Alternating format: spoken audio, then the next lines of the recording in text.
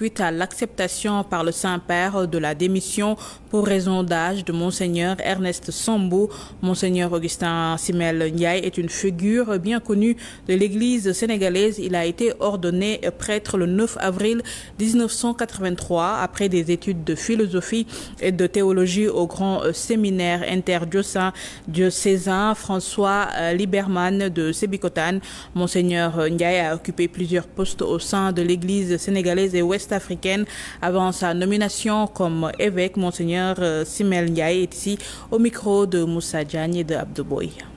Ensemble, que nous pouvons porter en avant la mission confiée à l'Église sous, bien sûr, la guidance de l'évêque du lieu, de Monseigneur Augustin Ndiaye.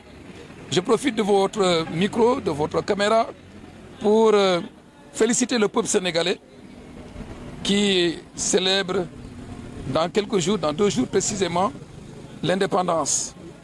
Et en félicitant, nous élevons notre prière pour que le Seigneur continue de nous garder dans l'unité, comme le dit notre devise, vraiment dans la cohabitation pacifique, que nous cultivions le vivre ensemble que nos ancêtres nous ont légué et qui constitue l'héritage le plus précieux pour nous et le socle, la condition sine qua non de tout développement, de tout progrès humain intégral.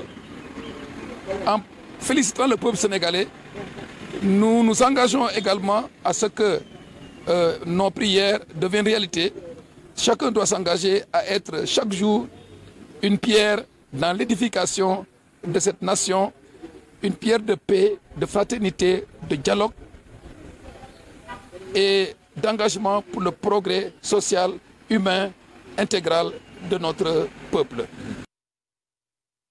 Nous parlons de sport dans cette édition. Après une entrée réussie face à la Gambie, le Sénégal, champion en titre, remet son titre en jeu, habité par l'ambition de conserver sa couronne, une mission périlleuse, sachant que seul le Mali a pu réaliser le back-to-back dans l'histoire de la compétition et c'était en 2015. Plus de détails avec Fatima Silla.